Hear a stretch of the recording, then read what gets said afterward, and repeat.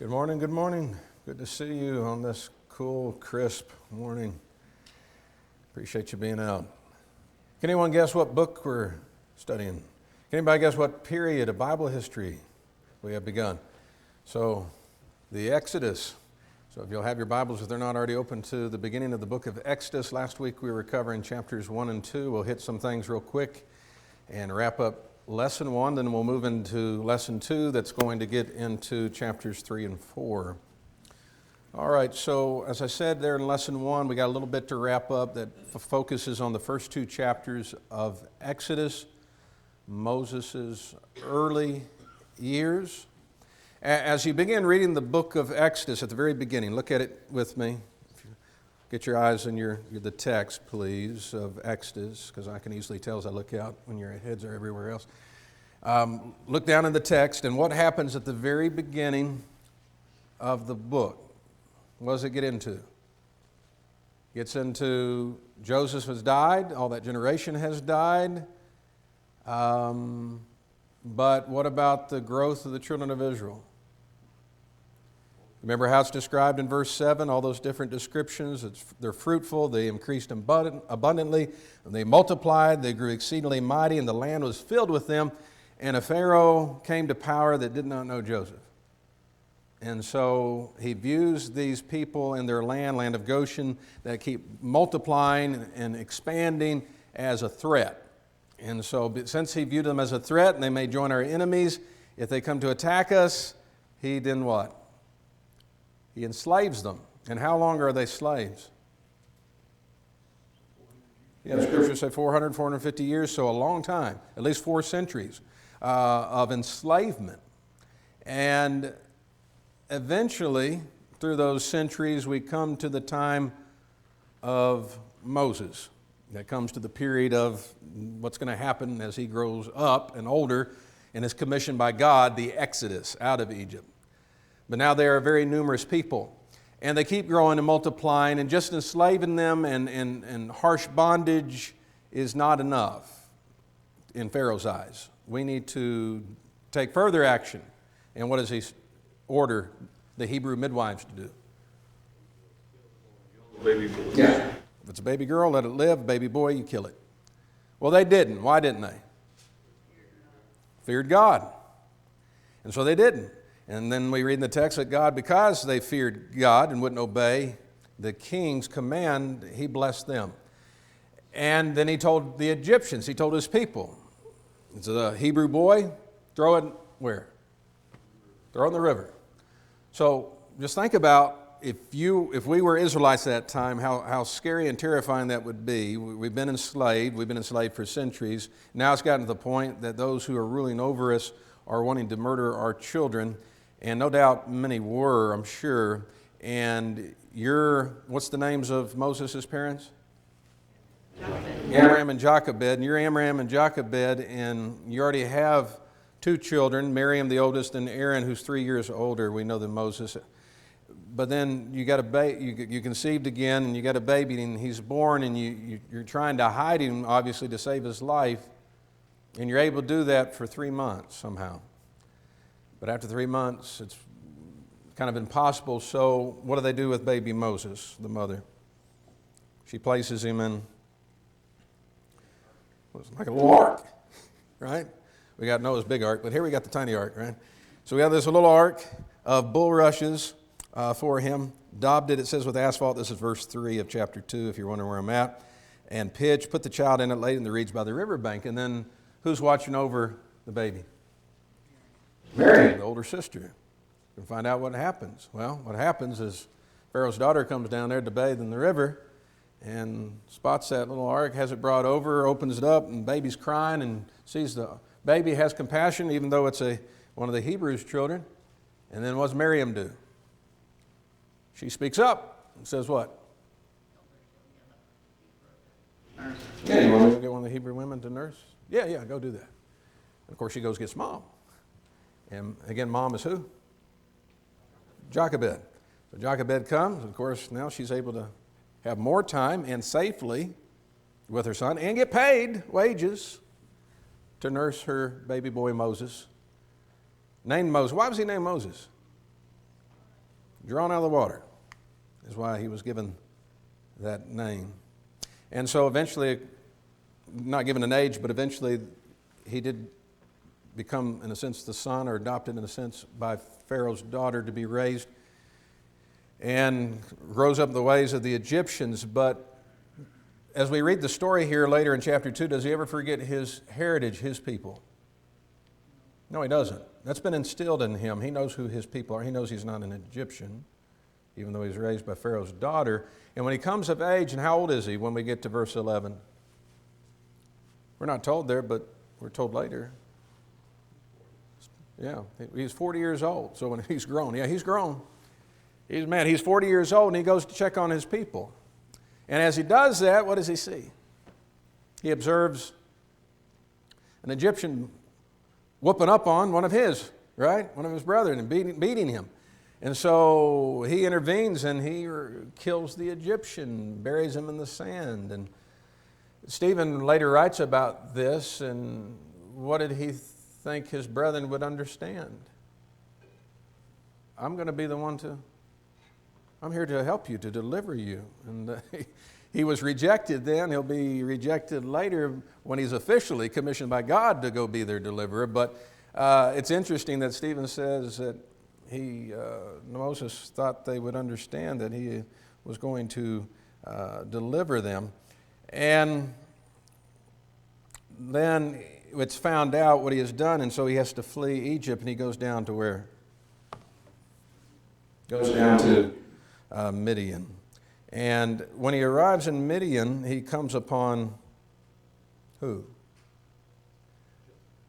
He comes upon some women who are out with their sheep, and they're going to provide them with water from the well there, right?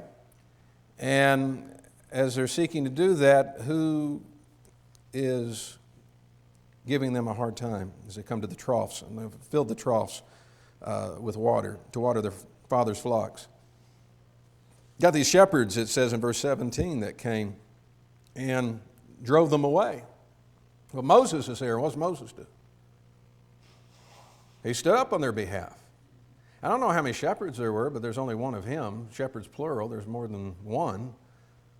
Maybe a group of them, a few of them, but he stood up and helped them, and he watered their flock, and they get home sooner than the father would ever expect them. Said, how are you back so soon? Well, this is what happened, and there's this man, and he helped us out, and he watered the flocks. And he said, well, where is he? Why don't you bring him home? If he did such a deed, we want to express our thanks, is the point. And so Moses is brought. He stays with them, and later Reuel, or as we also see Jethro, he gives one of his daughters to Moses to be wife. And what's her name? Zipporah. So just trying to keep up with the names, if you're not as familiar with them yet, remember, we're not told in Exodus 1, 2, 3, 4, 5. We got to get to Exodus 6 before we get the names of his parents, and that's when they're mentioned in the text. Remember Moses' parents, Amram, dad, Jochebed, mother. Oldest child would be Miriam, then Aaron. Later we're told in the text that Moses is 80 at the time of the Exodus, and Aaron is 83. So we know there's just a 3-year gap there. And then we got his father-in-law now, Reuel, and sometimes he's called Jethro. We believe that's the same man. And then his wife we know is Zipporah. And then they have a son at the end of chapter 2, and his name is Gershom. And then we have, well, let me do a little map work, and then we'll get into these last two questions. So if you look at the map, and if you have the book that we're using, the Waldron book, and on each of the lessons, top right corner, that's our reference to the book, You Shall Be My People.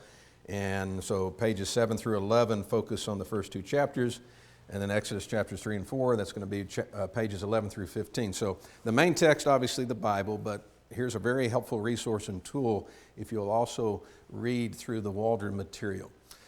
But they include maps, and I think it's good from time to time to do a little geography in these studies. So, we're down in Egypt, right?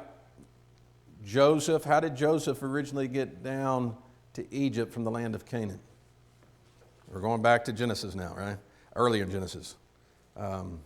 He was sold as a slave to the Ishmaelite traders, right, by his brothers who thought about killing him. But he was sold as a slave, brought down to Egypt, came to Potiphar's house. We know the story. Eventually rose to power, second command, 7 years of plenty, 7 years of famine. During the famine, his family had to come down to survive. Eventually, he reveals himself. Jacob and his household come down, 75 people. And then as we come to chapter 1 of Exodus, we already talked about how much they just exploded in growth as God's will and providence and promise is being fulfilled. I'm going to make of you a nation. That's the nation promise. And so they're dwelling, remember, over here in the land of Goshen, the Israelites. And then we read in chapter 1, as they're made slaves and taskmasters are set over them, they build, and here's some of what they built for Pharaoh, these supply cities of Pithom and Ramesses. And here we got the Red Sea, you got the Gulf of Suez over here and the Aqaba over here, Nile River running up this way, very vital, obviously, to this region of Egypt. And then we got a question mark later. We don't know exactly where the crossing was when they crossed the Red Sea. But remember, Moses fled Egypt, and he came and dwelt where? Midian. Well, there's a Midian over here, a larger area of Midianites, but there was a pocket of Midianites down here south of Horeb and Sinai. When we come to chapter 3, which we will momentarily, the burning bush story, everybody knows that one, right? The burning bush story. Where's Moses at? Yeah, he's at Horeb, or as we maybe know it better, Mount Sinai, another name for it. And so we just need to understand, yeah, here's kind of the main area of Midian to the right of the Aqaba, but there was a pocket of Midianites down there just south of Mount Horeb or Sinai. All right, and of course this Red Sea down here. All right, comments about the map? Anyone that you see you want to bring up? All right, but the Waldron book, that's one thing it'll help you with besides just excellent material to supplement our study. Try to keep up with the map work as well, and we'll just interject that from time to time where it's appropriate in our studies. So we had two questions remaining from last week. Number 10, explain what is meant by the statement in Exodus 2:24 that God remembered, maybe I should have underlined that, his covenant with Abraham, Isaac, and with Jacob. Does that mean he forgot it? Well, we know better, right? God doesn't forget. But so what's meant by he remembered? Yeah, and the timing of it. The time has come. God's providence had been at work all this time, right? And he had not forgotten, but the time of deliverance had not arrived until this moment. And so God was ready now to deliver his people from their bondage. He was ready to make them, as Shirley's alluding to, into his nation and take them to where? The Exodus, where they're exiting Egypt to go where? To that second promise, the land of Canaan, right? So that's all that is meant by God remembered his covenant. It's not like he ever forgot it, but the time was now right for it to be fulfilled. You raising your hand? Yeah, it just occurred to me that you have the 400 years that they were in bondage, 430, somewhere in that range, and how that could correspond, if you think about it, to the 400 years of silence before Christ came on the scene to lead the people to salvation. Yeah. I never thought about that correlation before. Yeah, that's a neat thought. Good point. Don't know if I thought of that either. Appreciate you sharing that, Ken. Anyone else? All right. And then the last question from lesson 1. List some of the spiritual lessons for Christians today. As you look back over chapters 1 and 2, what are some things that stand out to you that we can take from it, apply to ourselves? Norm? God's plan supersedes our own. Okay. God's plan supersedes our own, always. We want to bring our will always in alignment with His will. Francis? God will not leave us, and He does not lie. Okay, God does not leave us. There's that promise mentioned in the Old and New Testament. God will never leave us nor forsake us. And God does not lie, meaning God's going to keep His promises. It's going to be as that hymn we sing, in His time. Okay. Anyone else? Lessons you see, Shirley? We should be willing to help our brother. Okay. Right. That's a great point. So we're not going to rise up and kill someone, but the application to extrapolate is Moses, that's his brethren, he cared about them, he wanted to be there to help them. And so we see our brethren in trouble, we see them in some sort of affliction, our hearts should be moved to assist them and to help them. Okay, appreciate that point. Anyone else? Okay, Sam?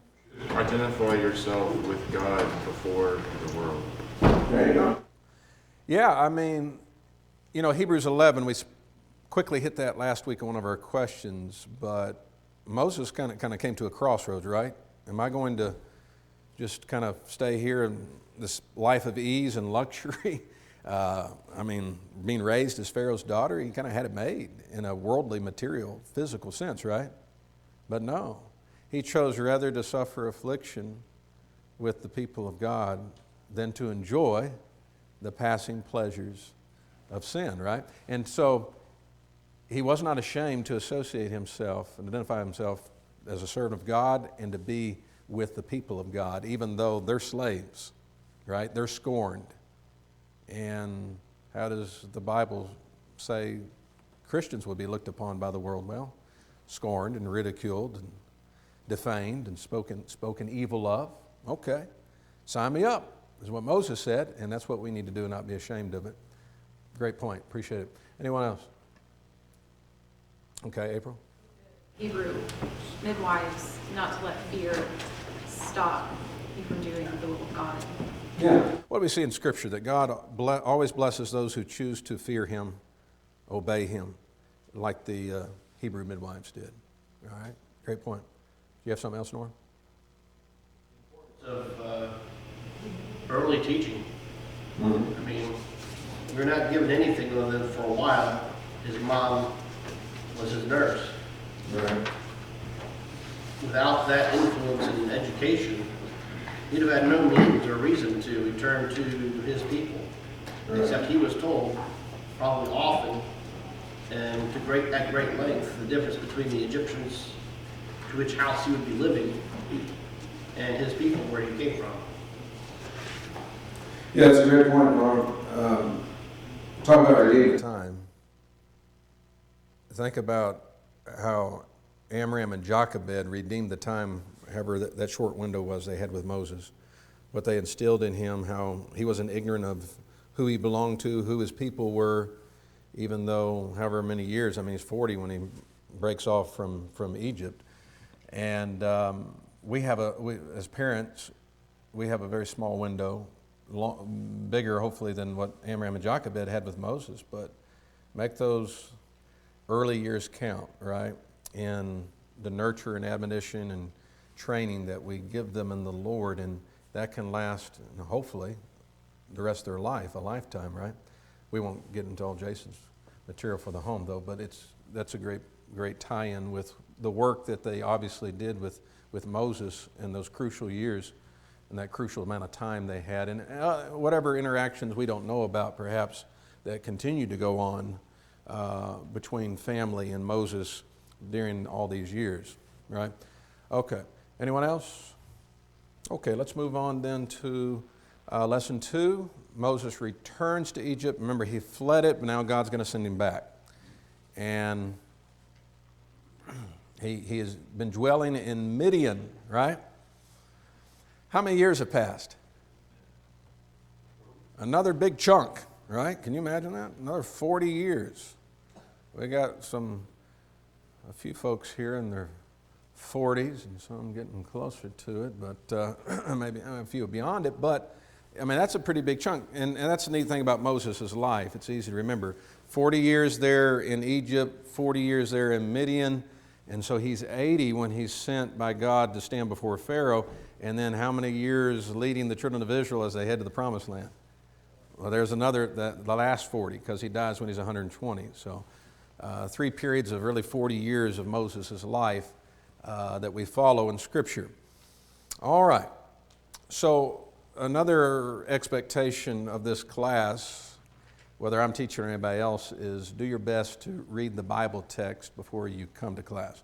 That'll help you better prepare. Obviously, that'll help you with the questions if you work on those. But also, just because our time, we got so much to cover, I would love to just be able to read through the text and go verse by verse, but this study just doesn't allow that. So we need the students in advance, do some reading before you come, please. So we come to chapter 3. First question, I'm going to start off kind of easy on you. Where did God appear to Moses in the burning bush? What does the text say? He's tending the flock of Jethro, his father-in-law, the priest of Midian, verse 1, and he led the flock to the back of the desert and came to Horeb, at Sinai, the mountain of God, as it would come to be known. And what do we read in verse 2? What does that say? Verse 2 says, the angel of the Lord appeared to him in a blazing fire from the midst of a bush. And he looked, and behold, the bush was burning with fire, yet the bush was not consumed. Okay. He appeared to him in a blazing fire, the New American Standard Bible says. The New King James just says a flame of fire. Does anybody have another description in your text besides blaze or flame of fire?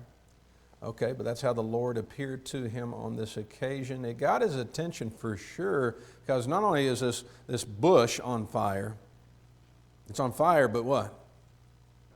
Not consumed. Now, Shadrach, Meshach, and Abednego later will be in the midst of the burning fiery furnace, the men who brought them to it, and then get in the fire, and they're consumed by the heat of the fire, and they're not consumed, but here's a bush that's not consumed, and obviously that's going to stand out. So he draws near to that bush, right? Verse 3, Moses said, I'll now turn aside and see this great sight. Why the bush does not burn. This is crazy. This is unusual. What's going on? And, of course, God knew that would draw him there. And that's when God called to him from the midst of the bush and said, Moses, Moses. Wow, can you imagine? Try to. How fearful that would be, right? Here's this bush, number one, that's on fire and it's not being consumed. It looks as good as if it wasn't on fire. And you draw closer and all of a sudden you hear your name being called out of the midst of that bush, burning bush. And he said, here I am. And he's told to do what? Take your sandals off. You're standing on holy ground. Why is it holy? Well, the presence of the Lord is there. It's holy ground. All right? Now, question 2, what is the significance in God referring to himself as the God of Abraham, Isaac, and Jacob? What do you think the significance of that is? Patriarchs, and they were already living in heaven. Okay, so obviously these are the patriarchs that we've studied in the book of Genesis before with Abraham, Isaac, and Jacob, the promises made originally to them. Where were they living at this time? Let's go Sheol or Hades, the realm of the dead, departed spirits, right? They're not living on earth. They've been dead for a long time. A long time. But one of the things that I want to see is tying this, here God is tying this revelation of himself to previous revelations to the patriarchs. Remember, he had appeared to Abraham, he had appeared to Isaac, he had appeared to Jacob, gave them revelation, and God has identified himself, I am the God of Abraham, Isaac, and Jacob, the one who's appearing and speaking to you right now. And then later, as we have in the questions, but I didn't put it on the PowerPoint, we have Jesus bringing up this text, right, and dealing with the Sadducees who didn't believe in the resurrection. Were you going there, Francis, or somewhere else? He referred to the living God. He's a living God, and these are his people, and he is not a God of the dead, but of the living. Exactly. And that's referred back to where you're going. But knowing that Moses was well educated through the Egyptians. They just plainly just everything, nothing was denied to him. He just had everything that was offered. But he also knew who Abraham, Isaac, and Jacob were. And God knew that he knew that because of the way he was assigned to be where he's at this point in time. Okay. So the question is, how much of the time he spent with his parents could he have learned all of this, or did it come from his desire to know more about his people? Well, maybe a combination of the two, but any good Israelite parent or parents are going to be telling their children about their heritage and about Abraham, Isaac, and Jacob, and about the promises. And so, you know, this I think ties maybe well to what Norm P. was saying a little earlier, and Moses' upbringing, and I was talking about redeeming that time, what they instilled in him and his knowledge, and then whatever interactions and instruction and further teaching he got as he continued to grow up in Pharaoh's household. I doubt Amram and Jochebed and Aaron and Miriam just kept themselves away. Anytime they could maybe interact with their son, their brother, they did that. We know it wasn't until age 40, though, that he kind of made that decision and broke off from the Egyptians to identify himself with his Hebrew people, for sure. But yeah, it wasn't like, well, who's that? Who are those people? I mean, there was not that reaction. He knows who Abraham, Isaac, and Jacob was, and he knows about the God they served, and this is the God now speaking to him. And as Jesus uses this very text later, and I think it's Mark's account, I think, that refers to the burning bush text, but you got it in Matthew, you got it in Mark, you got it in Luke. But here in Matthew 22, the one I referenced, as he did in these other gospel accounts too, Jesus used this passage to prove the resurrection of the dead based on God's statement here, I am, present tense, and I was. Here are men who have been dead for a long time, but I am the God of Abraham, Isaac, and Jacob. So Jesus concluded that God is not the God of the dead, as Francis was saying, but the God of the living. Norm? It might be a misunderstanding of English because I'm not very good at English, or at least grammar and stuff. The New American Standard says, I am the God of your father, the God of Abraham, the God of Isaac, and the God of Jacob. Is this an indication that God is actually talking about his actual father? And including in that, Abraham, Isaac, and Jacob. Because it's not the God of your fathers, Abraham, Isaac, and Jacob. It's his father, then it's Abraham, then it's Isaac, and then it's Jacob. To me, that seems like that's four people. His father being one of them, which gives an indication of this Levite who gave birth to Miriam, Aaron, and Moses was somebody who was far more willing to put out there that, hey, no, this is your God. This is the God that gave us this, and this is the God that needs to be feared, because Moses' reaction isn't like any other Egyptian who would look at an idol. Yeah, the father of the Jews is recognized as Abraham, so I don't know if it's just a reference to Abraham. Then he lists the other two. Waldron's material has it, the voice continued, I am the God of your ancestors, the God of Abraham, the God of Isaac, and the God of Jacob. I don't have my phone where I could pull up other versions real quick and see how the King James and the ESV and the ASV and etc. read in this text. It's an interesting thought as referring to, but I think the way I understand it is just referring to the ancestors or to your father Abraham, whom all the Israelites came from, and now they have grown into a mighty nation there in Egypt, and then list, of course, Isaac and Jacob. Other thoughts on that real quick? Okay. Might have to look in that, dig in that a little bit more with that. But let me move on to number 3. What do we learn about God from his awareness of the suffering of the Israelites as we read in verse 7? Exodus 3, verse 7. Yeah, so there's 3 words, at least as I read it in the New King James Version, and I'm sure yours reads very similar, that really stand out to me. and it's seen, and it's heard, and it's know. So God said to Moses, I have surely seen the oppression of my people. Then he tells him, I have heard their cry. And then he says, I know their sorrows. Isn't that an awesome verse? And there's so much application, of course, for us as well. So what does this tell us when we see God saying, I've seen, I've heard, and I know? Going on. Okay. Omniscient. Yeah, there's definitely times where it feels like he doesn't see, hear, or know, and you see that reflected in the prophets where they might say, how long are you going to, how long will you be silent? How long will you not act? Or the Psalms. Right, in the Psalms as well, yeah. This shows us, he knows he's not blind, but he does have a plan, and he's going to act when he knows it's the right time.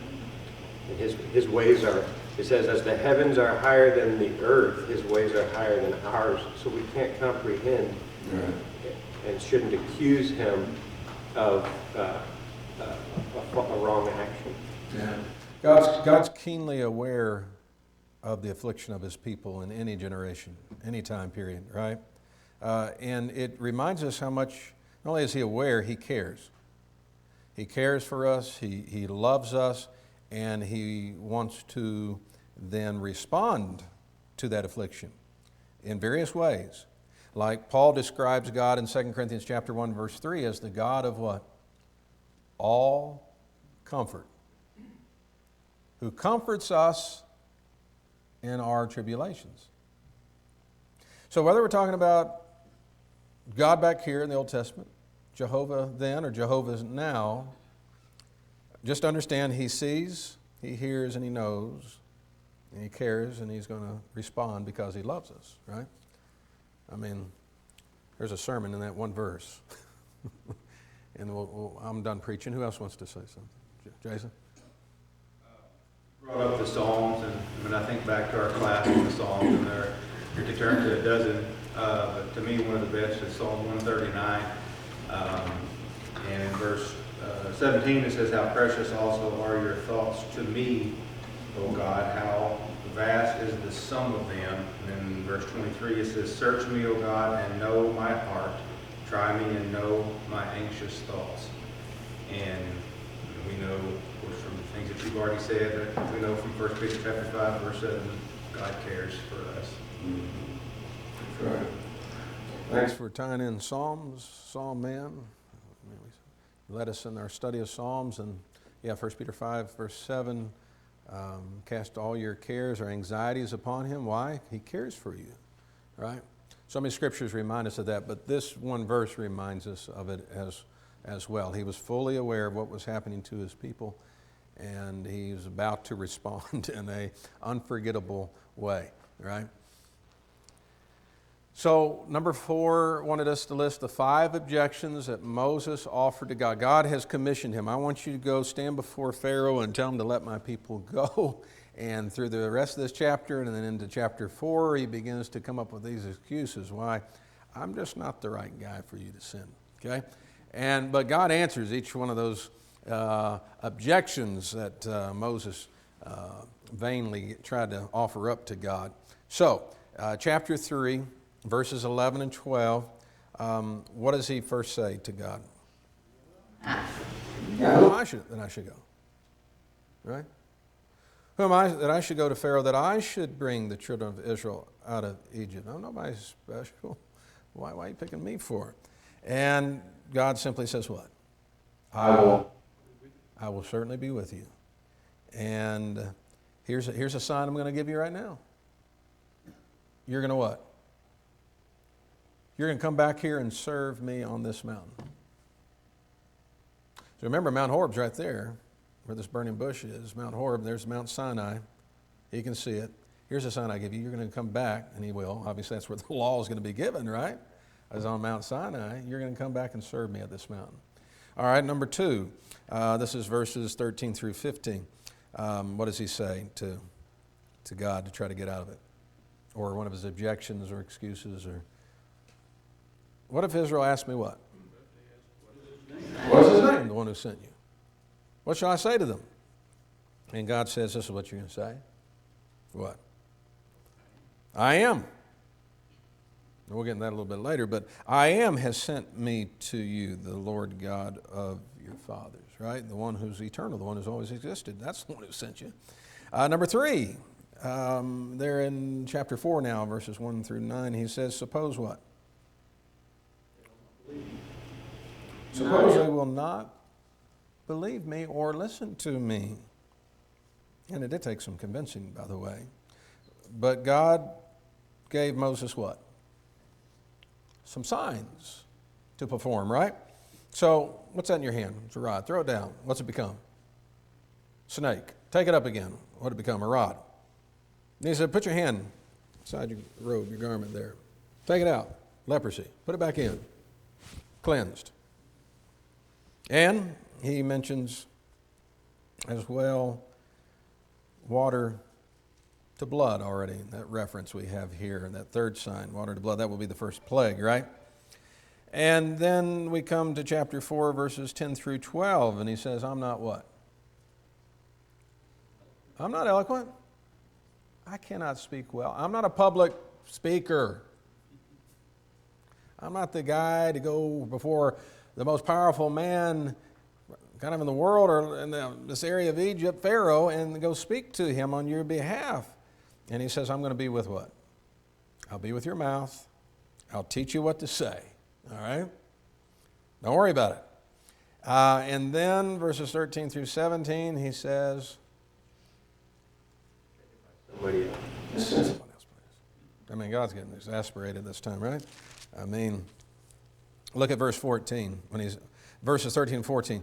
Moses says, oh, my Lord, please send by the hand of whomever else you may send. Anybody else but me, basically. And the anger of the Lord was kindled against Moses. Because God's patience wearing thin. God's long-suffering, but he keeps, I've told you to do something. You keep coming up with all these excuses, all these objections. And so how does he answer this one? Aaron shall be your spokesman to the people. All right? I know he can speak well. All right? I don't know why Moses didn't think, he's been educated and brought up in the ways of the Egyptians. He's very educated, but he doesn't feel like he's an eloquent man. All right, so God addresses all those excuses. What about number 5, kind of follow up on this, thinking about us? List some instructions and tasks given to us by God that maybe you find challenging, difficult. Why do you find them difficult? As well as what God provides us to be successful in doing what he says. So what do you got on that? Anything? Anything you find challenging at times? The lost with the gospel. Okay, I think probably a lot of us could put that down. Go and teach, right? Matthew 28:19. Go make disciples, therefore, of all nations. Go into all the world and preach the gospel. And so there's our instruction to go and speak, and we might come up with some of the same excuses, right? I don't know enough. I can't speak well. I'm afraid I'll make it worse. We have to overcome our feelings of fear. We have to overcome our feelings of inadequacies and put our trust in God and the power of God's word. Because the power's not in us, right? Paul says, I'm not ashamed of the gospel of Christ, for it is the power. God's word is the power of God unto salvation. Go ahead, go. I was going to say, love your enemies. That's another one that seems to be hard, and it seems counterproductive, or not counterproductive, but counterintuitive to most people's thoughts. Hard to do. All right, love your enemies. So those who are mistreating you, those who are speaking ill of you, evil of you, and hating you, we're told to love them and to do them good. And I mean, it's one thing reading the text. It's another thing when we find ourselves in that real life situation to apply that and to do that. And again, Jesus tells us, he gives us the tools and what we're to do. Yeah, pray for them and do them good. And even Paul speaks of this in Romans 12 by doing good to your overcome evil with good, and by doing that to our enemy, it was like heaping coals of fire on their head.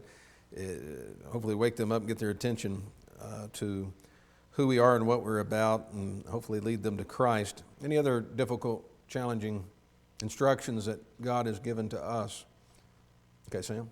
I think what's said about abstaining from earthly pleasures and instead, worrying about trying to build up the treasures that you have in heaven. Yeah. I think that can be difficult for me because sometimes I feel a little impatient and I want to indulge myself now.